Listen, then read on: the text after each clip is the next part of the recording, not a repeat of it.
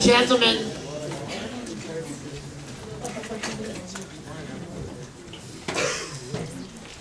an outsider without the title of Rabbeinu comes and says a religious institution has to change the way it does business. You can imagine there were people who were opposed to Yisro when he came to Moshe Rabbeinu in this week's Parsha and proposed a paradigm shift and a whole change in the way Moshe Rabbeinu was doing business.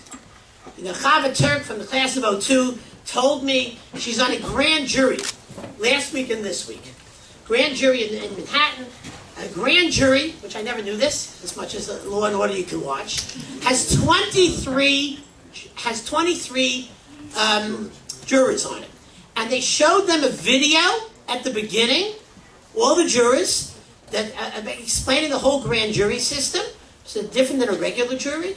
And the grand jury, they say, this is all due to Jethro in the Bible, right? And the whole system of modern jurisprudence comes from Jethro. They show this video at the beginning of the grand jury process. The Chumash does not record the reaction of the Zakanim, of the establishment, to Yisro's ideas about changing the way Moshe Rabbeinu did business. Moshe Rabbeinu respected the idea, he adopted the idea, but the bottom line is, it did come from his father-in-law. Perhaps, maybe, Yisro's suggestion seems to be accepted by everybody because there's no dissent recorded in the Chumash, because his decision was to empower everyone else.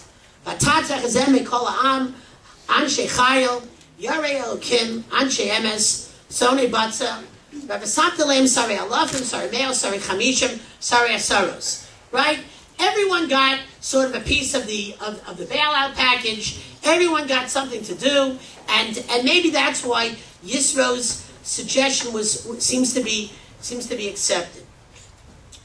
I spoke last year to the student council about the power of one, about the power of one person to change a whole culture, the power of one person to change everyone's attitude, one person.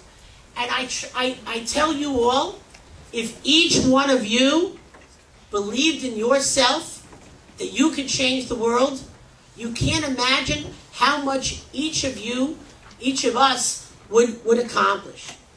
Now, wherever our politics may be, this is really, you've seen in the last few months, you've seen this happen in this country, that one person from a humble background who had few connections is attempting to change the whole face, the way this country is viewed around the world, the way we are all approaching things, whether you agree or disagree. The power of one person to change the way people view an institution, view a country. President Richard Joel has brought palpable winds of change to Yeshiva University. President Joel is, if you can imagine, which I can't fully understand this, the president of a university, which I'm sure I will leave things out, which has undergraduate schools for men and women, has a medical school, a law school, graduate schools of education, psychology, social work, and boys and girls high schools, branches in multiple countries, thousands upon thousands of, forget about students, but employees. And he has reminded the university that its role is not just to be another college, another university, but its role is to be the beacon of light to all of us, to all the yeshiva high schools in the country, to all the religious Zionist, modern Orthodox communities throughout the country. And there's a new feeling most every experience that people have with Yeshiva University. There's a new feeling. I see it. I spent last Shabbos with last Sunday and Monday with 20 of our graduates at a wedding in Memphis, and boys who go to YU, even boys and some girls who don't go to YU but are involved in programs Yeshiva University is running, and these winds of change he's brought are really something I want to thank him personally for.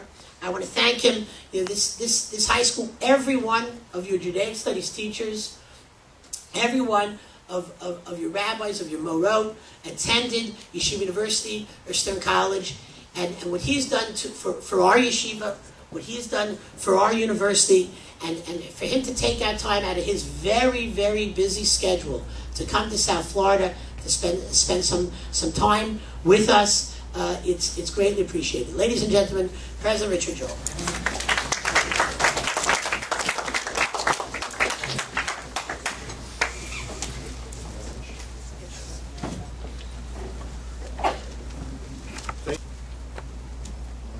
How many of you was I just with? At the model event, I see the sweatshirts. So look, I realized when I'd be coming here today that there was a wonderful delegation from this school, and for the life of me, I can't remember what I spoke about. It was like 9 speeches ago. So you have to promise me that you'll be polite. Okay, if you hear the same thing. Thank you very much. Look, the problem with all these things, I give about 800 speeches a year, and people are very nice in introducing me, and it's silly and embarrassing, even if it's meant, which it is.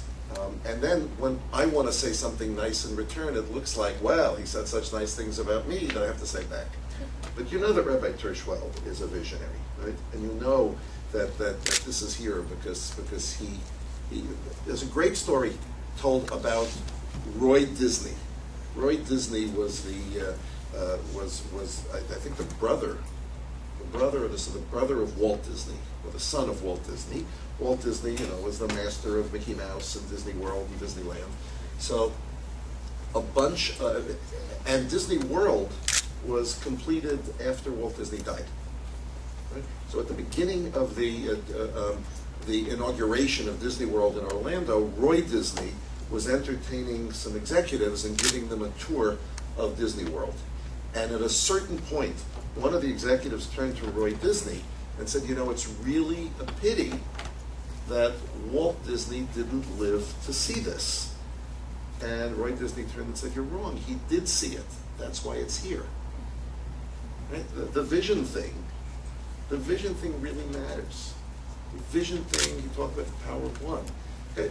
This wonderful, delicious, maybe occasionally difficult man is a great visionary whose love overspills, and this place is a model for what I would wish other high schools could be. And I just want to, Hakaras Hatov, he's managed to implant, with help, because anybody who says they do it, anybody who says they do it themselves, either is not telling you the truth, or doesn't realize that it's not going to last, because God is one. All of us need each other. But what's here is a vision. I mean, I think you must be very happy in this school. Right? And you have a responsibility, because the truth is, I think you're probably very happy in this school and in this community, because it's really full. It really resonates. It's really warm and good, and you can aspire and you can achieve, and you have opportunities, and you're kind of proud to be Jewish, and you're not terribly defensive about it. You understand that that's a model for how our world is supposed to be and isn't? And we have an extraordinary percentage of people from this school who attend Yeshiva University as a choice, because you have the vision to know what you have to make the world into, and that you know that at Yeshiva, you're going to find the opportunity to meet your best friends for life in a broader venue, right? To be challenged to matter, to learn rigorously, and to build communities that will mirror what you have here. And that's the power. That's the power. That's why I'm here, right? To thank you for being who you're being. I saw at the Model UN the strength that your school had. I don't mean in terms of your achievements. I mean in terms of the ruchnius, right? In terms of your sense of wholeness, of shleimut. Right? That's the gift that's the gift of Torah. That's the gift that we have to give. Right? And quite truthfully, too many people don't understand how proud they're supposed to be of living their Yahadut. And so you see it right. You do see it, and that's why it's going to be here. And so I'm just confident in the future when I look at you. I'm proud of the fact that hopefully you all have the capacity, but that you will make the choice to let me work for you at YU. I'm delighted that you had a good time at Model UN, right? I thought it was a great program, and it was very inspiring for me. And they also feed me a lot of food, which is very nice. Maybe too nice. So let me just find the one pasuk that I want to speak to you about. And did I tell the story about the students who went for a ski weekend? Yeah. Oh, good. Okay. Good. So I think I can do that and get away with it. It's called Yisro, right? This week. You're so polite and quiet as I'm kind of trying to figure out where I'm going here. It's one second.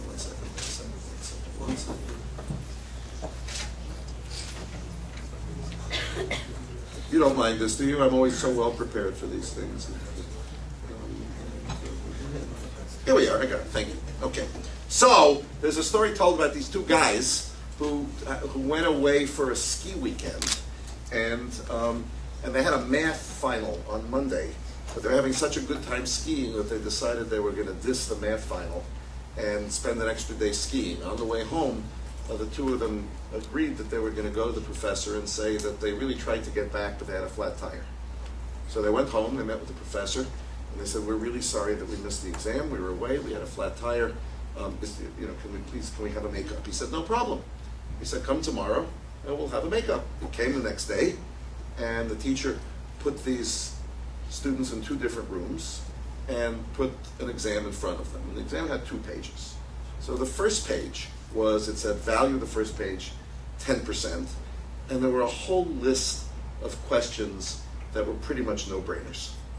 And both of these students kind of breathed a sigh of relief. They filled out the first page, they were really excited, and then they turned to the second page. And the second page, it said, one question worth 90 points. Question, which tire? Which tire? Okay, so what's the lesson of people? Whoops, there it goes. It was a great answer. Thank you very much. The most important thing when you're a speaker is always be prepared. Have your sources ready. Don't drop anything. Have your pages terrific. Otherwise, nobody listens to you. So what's the message from the story? Number one is it kind of pays to be honest. It doesn't work not to be honest. It's right to be honest. And number two, it's really important to have the same story. Really important to have the same story. And I think the message is, first of all, in these days, the Jewish people have to always remind ourselves that if we believe what we believe, and if we're aware of the presence of the Rabboni Shalom, Yashrus, being upright, being honest, is the only way to be. There was an old Al Pacino movie that was so old that only Rabbi Tirschwell and I can remember it, called And Justice for All. And I remember Al Pacino was a lawyer who was being tempted to be corrupt. And he met with his grandfather, elderly guy, and the grandfather turns and says, and his name was, whatever his name was in the movie, it was Al something. And I remember the grandfather turned and said, "Al, are you an honest lawyer?" And Al says, "Grandpa, being a lawyer has nothing to do with being honest." And the grandpa looked and said, "Al, if you ain't honest, you ain't nothing." Okay? It starts with that. Mahu afata, we're supposed to imitate God. As God is emes, we have to be emes. And the price that we pay for fudging that, right, is a deep illness in our soul. A deep illness. So the story says it pays to be honest, number one. But number two, we have to have the same story. The world is really a little bit of a mess right now. It's not the world that we as parents thought we'd give you. But the part of the reason it's a mess is nobody has the same story. Right? Nobody has a story. People wander around, look at people, look at your contemporaries, and look how they're looking desperately either to say nothing means anything, or I want to know what's absolutely clear. Right? But we don't have either of those. We have a story. It's a family story. It was given to us by God, but it's our family story. Right? It's our family story. And it's a story that's filled with meaning, and it's a story that's filled with what you get to do with your lives. And just as you have to continue to learn the story of physics and political science. You have to continue to learn the story of Torah and live it, and live it. And I think the beauty of your life is that you know your story. And of course, honesty comes from that. These are interesting times for you. You are at a very wonderful and charged period of time, because you get to say to yourself, who am I? What's my journey? Is this 9th through 12th? Okay, so those of you in 12th grade are already planning, the big move. And hopefully many of you will spend a year in Israel. So the year in Israel is a wonderful selfish year. Right? It's a selfish year. Your parents are going to pay big bucks, right, for you to be able to have a year thinking about yourself, with no responsibilities. You really don't have to worry. Your parents are only cell phone away, but they only come once a year maybe, or maybe twice a year. Right? You don't have to worry generally in most of the schools. You don't have to worry about food, they give you food. In most of the schools, you don't have to do laundry for a year. They don't do that. Guys, you don't have to worry about the girls because they won't let you see them that much, and girls you have to worry about the guys because they won't let you see them that much. You don't have to think about what courses you're taking because it's prescribed for you. You don't have to think about what major you're going to have because you're there to learn Torah. You have 2 things to do that year, right? You need to learn some skills of learning so that the text is always more and more open to you, right? And you have to think about your Yiras Hashem. Right? And by the way, all the studies we do say that after that year, not only do you do better in college in terms of Torah, but you perform better academically as well. Okay? But the truth is, this is a year, and I think the years in college afterwards should be too, particularly if you're YU, of trying to figure out who you are. And I used to have, before I worked for Yeshiva University, I worked for the Hillel Foundation. And I used to talk to students and say, I think that our namesake, Hillel Hazakim, said something that was meant for high school and college students. Okay, so you know Hillel's famous statement, right? Hillel Omer, Im ein ani li mili, semicolon, Ukisha'ani la'atzmi ma'ani, right? Semicolon, ve'im lo achshav matai. If I am not for me, who's going to be for me? And if I'm only for me, what am I? And if not, now when? So it seems to me that's written for you. Okay? These are years in your life where what we want for you, the older generation wants for you, is we want you to be selfish. We want you to be about you. Im ein ani li mili. If I don't get my stuff together, who's going to do it? If I don't decide who I am, if I don't give myself some time to think about who I am and what skills I have to be who I am, who's going to do it? It's about me. It's about number 1. This is my time. Im ein ani li mili. Right? Semicolon. Doesn't stop there. We learn, but in figuring out who I am, if it's only about me, what am I? How lonely I'm going to be. How lonely I'm going to be if it's only about me. How empty I'm going to be in deciding who I am. But it's not about me. I get to be part of us. Right? And then if you say, but another semicolon, not a period. Right? And then you say, okay, that's all great, but one day I'm going to do good things. One day I'm going to live my life well. Now, hey, I'm a kid.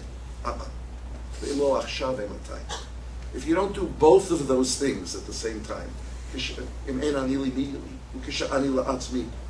that's not about now, it's never going to be. If you don't build an integrated life now, it's never going to be. I think that's really important. I think it's really important. So here we are at a very important Shabbos. What's our story? What's our story? What's the basis of our story? The basis of our story, do we think that we're better than other people? I hope not. Do we think we're genetically better than other people? I hope not. Do we think that somehow God likes us better than everybody? No, He gives us the opportunity to be liked by God. What do we think the deal is? Okay, so we come from a family that sought out God. Okay, we came from a family that said, hey, there's more to this life than just me, and there's a prime force. I'm never alone. Right? And God said, hey, that's cool. You know what? We can make a deal, because I need partners in making this world work. I need partners in reminding the rest of humanity what we're supposed to be. So I'm going to make a deal with you. Right? I'm going to make a deal with you, Avram and Sarah, and I'm going to carry it down when you stop just being a family and you become a people. Right? You're going to be my partners. What's the covenant? What's the deal? So Lefi ani adaiti. I'm not a Rav, I'm a Yehudi Pashut. But when I look at this week's Parsha, I see the deal. I see the deal. And here it is.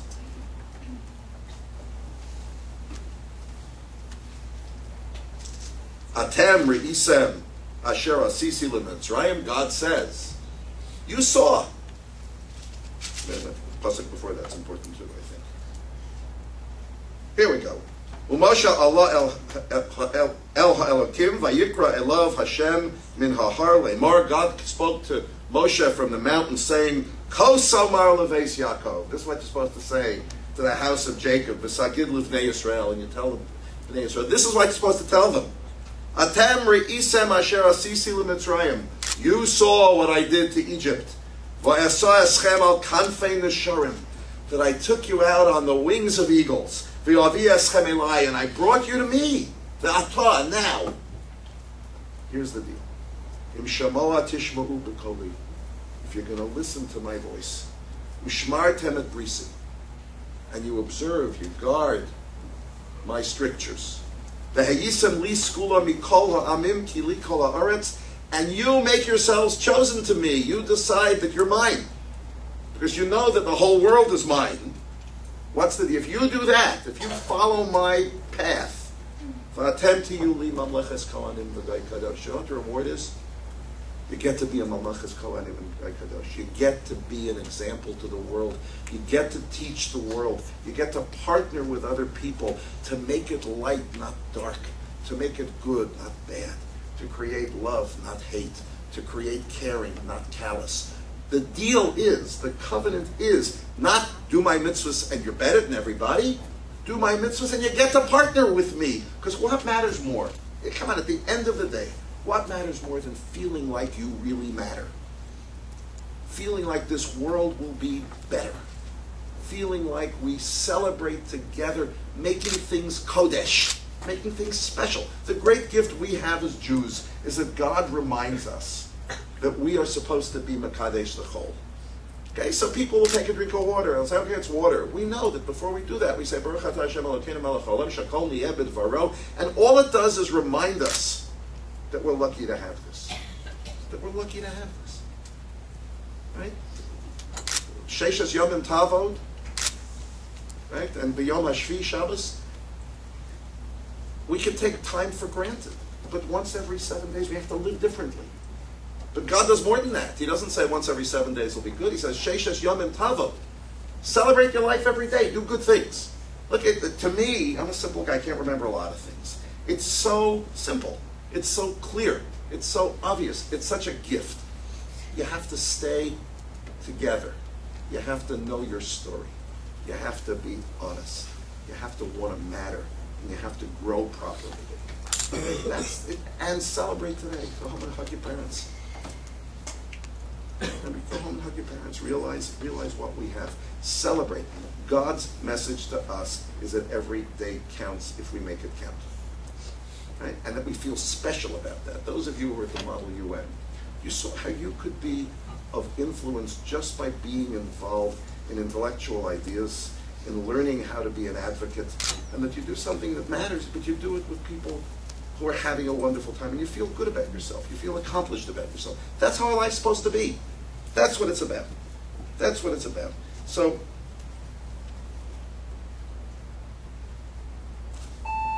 you know what birthright is?